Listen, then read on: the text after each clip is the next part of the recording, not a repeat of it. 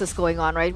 All three of us believe that Fnatic Onyx will win this, whether it be a 2-0 or 2-1. But so far for SPS, we've seen a lot of upsets happen. So definitely anything can still go in whatever way these teams choose as we enter the drafting phase, ladies and gentlemen, of game number 1. Remember, this is a best of 3, and it looks like Homeboys are going to have that first pick. Yep, Homeboys on that blue side, Fnatic Onyx on the red side, and based on what we're seeing in the draft, the Fanny and as well as the Hayabusa being prioritized by Homeboys just to maybe limit the pool on what Kyrie can play in terms of assassins.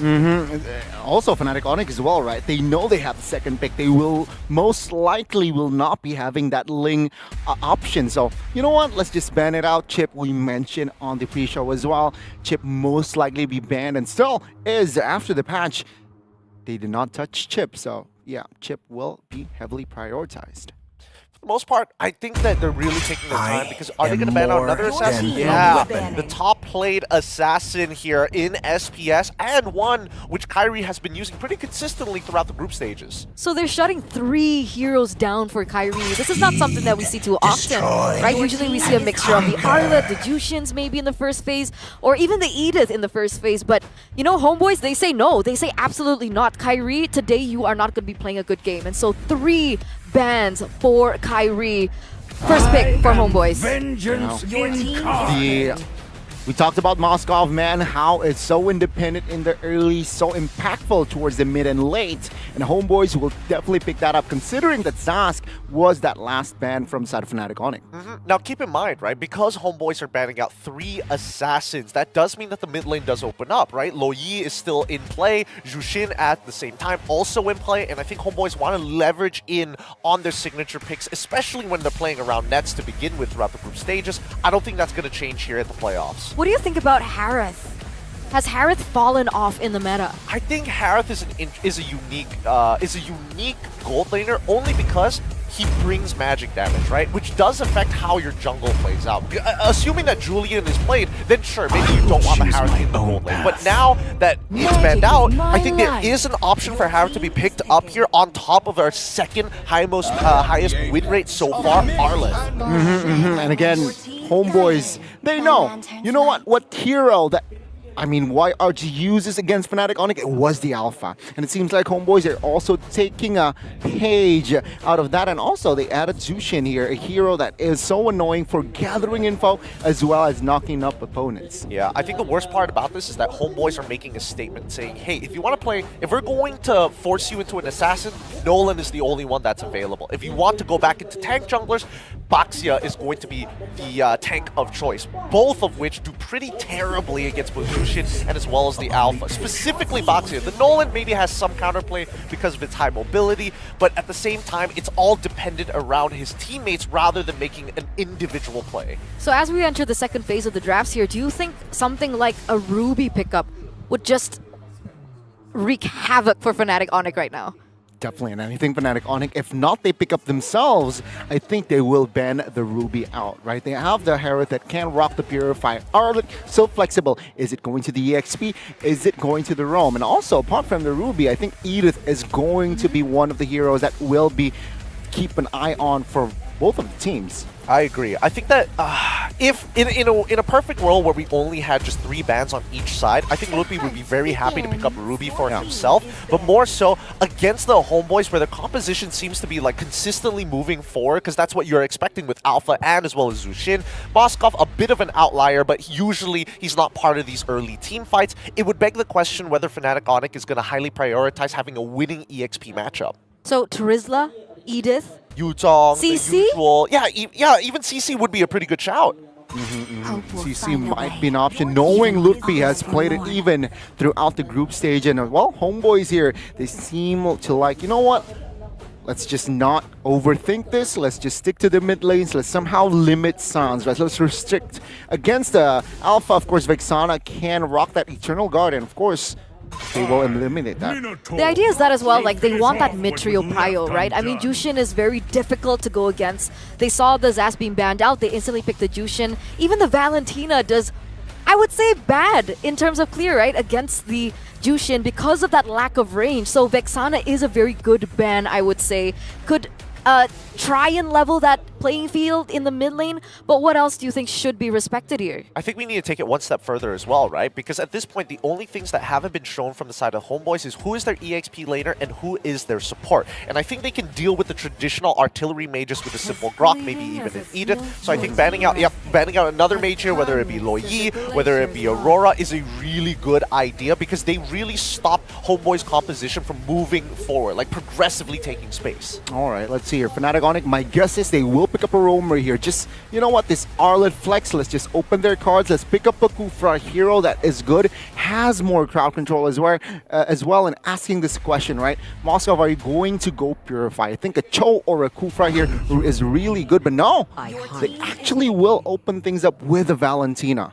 I'm okay with the Valentina. I think Loyi might have been a little bit of a better pick, but I understand where it's coming from, right? Because a lot of the, if we're talking about overall range, what's the optimal range for Fnatic Onic to team fight? Usually it's close to mid, and now when you have a Valentina, any melee hero that gets involved with Fnatic Onic is really going to struggle. People like Alpha. Well, let's see here. With the Terrifier as well, I think Homeboys, what are their approach? I think they need more crowd control. Sure, they have the Spear of Misery. Sure, they have the Alpha's ult, but I think they need more crowd control. And with the Terizla coming in, very, very good option as well in that EXP. Very strong.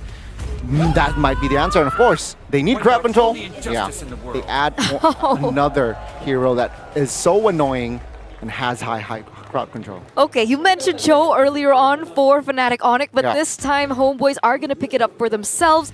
This has actually been such a staple pick for Homeboys lately. Do we like this Cho pick?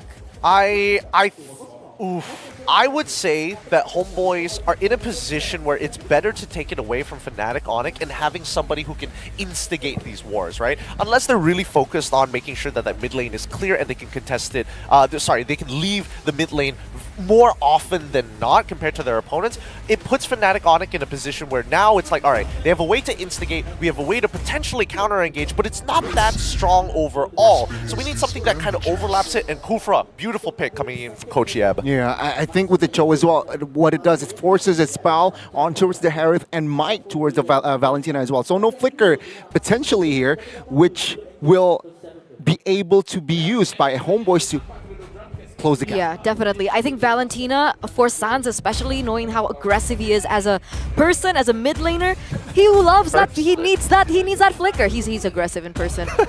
He needs that flicker, right? He needs to get into the middle of these team fights, instigate stuff. He's very similar to Udil, I believe, in that regard, right? So coming into this, the compositions have both set in stone for both of these teams, and we're going to throw it over to you boys to walk us through this game. All right, thanks, Eterna. Gani, break down the comps as we head down into the Land of Dawn.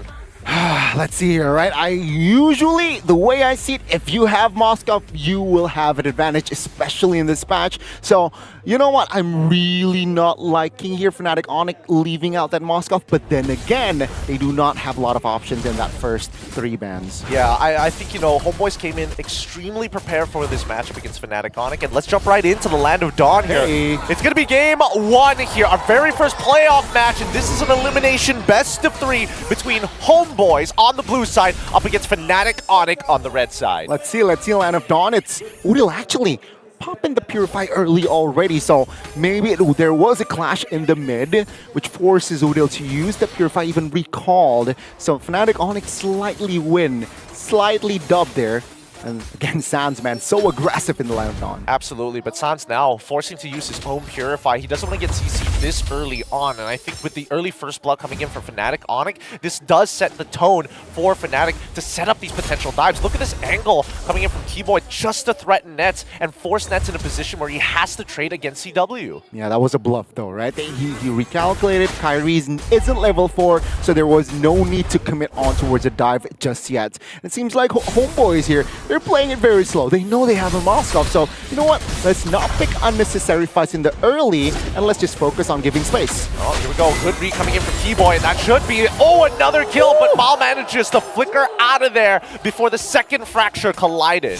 Beautiful, beautiful setup there. I expected more setups like that from Fnatic Onic, but then again, Homeboys pretty composed there to get out of the way. But that's info. Mal has no flicker for the first turtle. Which is great, because now with the first turtle spawning, it allows Fnatic Onyx to actually take the space early on, but we know how assassins play, right? And especially if you're a purple buff assassin, you need to make sure that you have that purple buff before you start getting really aggressive. But hold on, Get 3 might be in some trouble here, as Sands and Lutpi are going to be hitting level 4 on time to contest this upcoming turtle.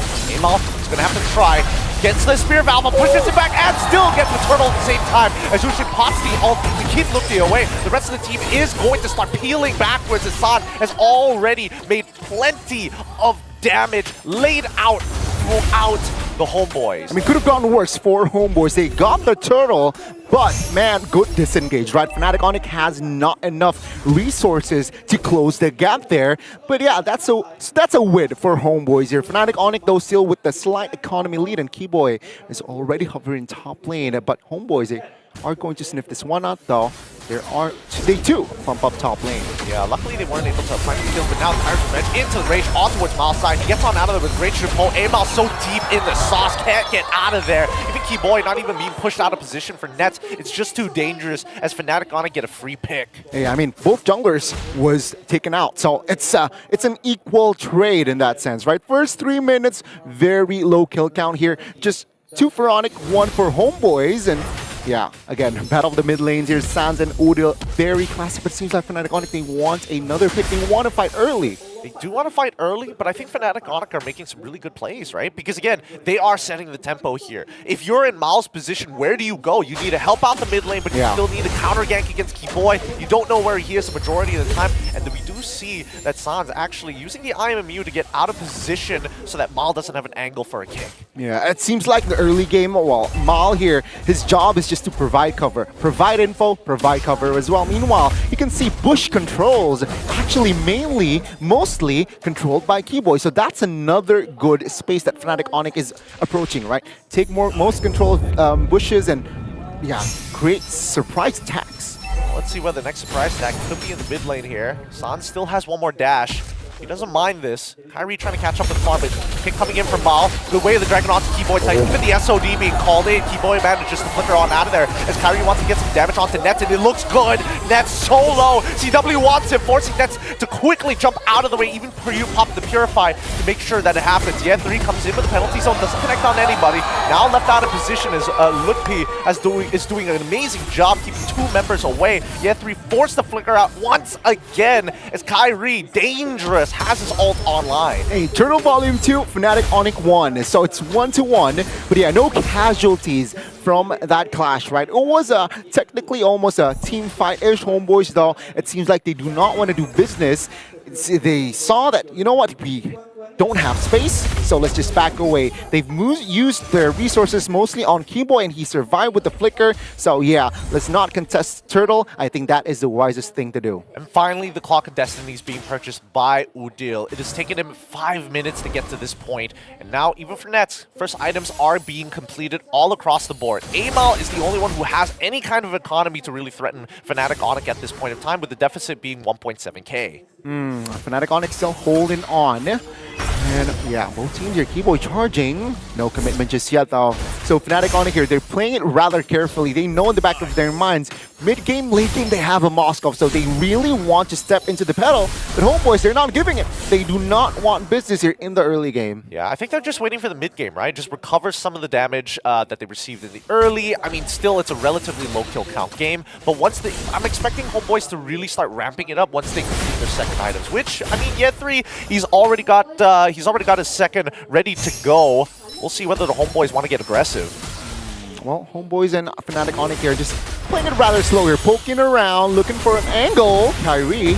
Udil manages to get on out of there. Luckily, Zushin's ult does help her reposition. It's a very short dash, but it's worthwhile with 13 seconds left until the turtle spawns. And it's already, suddenly it's a 2k gold lead, right, for Fnatic Onyx. So it's comfortable, but it's still, of course, it's no problem here for homeboys. They realize, you know what, let's mid-game, you're right, let's just bump it up, and maybe this is where they will pull the trigger. I think it's dangerous, right? Because Keyboy, he's charging up, he's ready to jump, gets right on top of Amal, and even commits the ult as as well. Penalty zone onto Kyrie's side as AML is getting absolutely destroyed with the help of CW as well. And Sands, they're trying to zone out the rest of the team with the Diamond Force, making it difficult for Homeboys to re-engage. And without Jungler, they can't steal this away. Kiboy doesn't land the jump, but yet 3 gets pushed out of position. Without him as the front line, it means the rest of the Homeboys are forced to back away. Good play from Fnatic Honor. Yeah, that's a 3-win, right? You got the turtle, you got 2 members as well. And so Fnatic Onyx, they want the mid. Is this too greedy though? I think, yeah. For now, Homeboys will be able to defend that one. But what a play, right? I mean, previously it was 2K. Now, look at this. Structures starting to crumble. Fnatic Onyx double their lead from, what, 2 minutes ago. So that's a very significant lead Fnatic Onyx is trying to build. Yeah, no, this is tough, right? As we mentioned in the draft before, like Fnatic Onyx, their composition, especially when in terms of like optimal range, mid to close range is where they really shine. And ideally, since the majority of the Homeboys are going to be like, need to get relatively close, Fnatic Onyx playing at that mid range, playing around Sans as well as Ludpi's ults, it becomes so difficult to find that space. So difficult, so difficult. Kiboy! Does jump in, finds spots out 2. Amal could punish him as Kiboy gets repositioned. Even the Spear of Alpha being committed, forcing Kiboy to flicker on out of their penalty zone. But Mal is the one who finds the kill. A little unfortunate there for the Homeboys, but at the very least, they get one back. Yeah, and take a look at Kyrie though. He's in the bottom side of the map here, playing cross map, trying to give more space for Fnatic Onyx. Homeboys though, top lane. Ludpi's in trouble. He's in so much trouble. A 1v3, he needs to run back towards San's side. He's going to get repositioned. Oh, he doesn't get repositioned. Ooh. Homeboys call to disengage as San jumps right in with a Zushin Dom and Flupti plays it perfectly. Flickers forward with the final slash to get 1, and San's able to secure the kill onto Udil's side. Chewe as insurance policies allowing Kyrie to take purple. More wins here for Fnatic Onyx. And yeah, take a look at the space. Tier 1 almost all taken down. Only the mid one standing here forward side of Homeboys. And Fnatic Onyx, they're very comfortable now, right? CW has been farming up all right as well. Taking a look at the item. Yeah, 2 items here already, working up towards his 3rd. And this might be it. This might be the answer. After that 3rd item from the side of Harris, maybe Fnatic Onyx will be more aggressive around the map. I think for sure they're going to be more aggressive. Man, I am not warmed up for this cast. I wasn't expecting Fnatic Onyx to be pulling so many push and pulls, the feints, the overhands as well, catching Homeboys off guard. They've cut their supply lines. They've taken the outer tier turrets. It really all depends on whether they can break that mid-tier 1 open. To have more space around the jungles of Homeboys. Seems like it's going to be their next agenda, right? Being that low Sans. It's just being Sans, but the engage. Yep, and again, may have overextended himself. He was looking to be a bait for just for Kyrie to maybe find a trade back. Let's not forget that Sans even had a Purify, so he's more than happy to eat some CC. But Homeboys, they threw everything at him. Yeah, they found the right window to really commit on towards Sans, and yeah, he might waste his spell there, but no problem, right? The mid structure finally falls, and let's see here, 2 minutes for the first Lord, and Fnatic Onyx, they're really in a good situation to get that Lord. Yeah, and I think at this point in time, Fnatic Onyx, they're not using Kyrie as a spearhead anymore. The way of the dragon is too dangerous, right? Mal at any time could completely shut him down if he tries to find an assassination. And I think that Fnatic Onyx are more than happy to throw Ludpi in the mix. Now that he has his flicker, we're expecting him to make a play at some point. Look at that angle. Look at that angle. Ooh, wants to get a good final slash here. Doesn't commit it. Doesn't commit the flicker. Doesn't hit anybody, but they still got pretty much all the outer tier turrets, and even the T2 on bottom side basically at 1% HP. Yeah, and of course the jungles here for the side of Homeboys, basically all forward side of Fnatic Onyx. So it's going to be tough them here for Homeboys to really farm, give it farm towards nets. And yeah, as predicted, all the tier 2s will fall as well. Minute mark here for the first Lord. Let's see. Yeah. Homeboys for the second Lord. I mean, Homeboys, what will they do? With 55 seconds left on the clock, and honestly, with a 5k goalie for Fnatic Onyx, I feel like Homeboys might just have to turtle up here, right? Yeah. We were looking at the damage leaderboard earlier, and Sans currently on top, literally 20,000 above the rest of his team. He has been aggressively trading against the Homeboys for the entirety of the game, so I think that at this point, Homeboys might have the idea that maybe he's going to try it again, right? Let's try it one more time. Let's see if he wants the bait. We know that usually there's a +1 near him.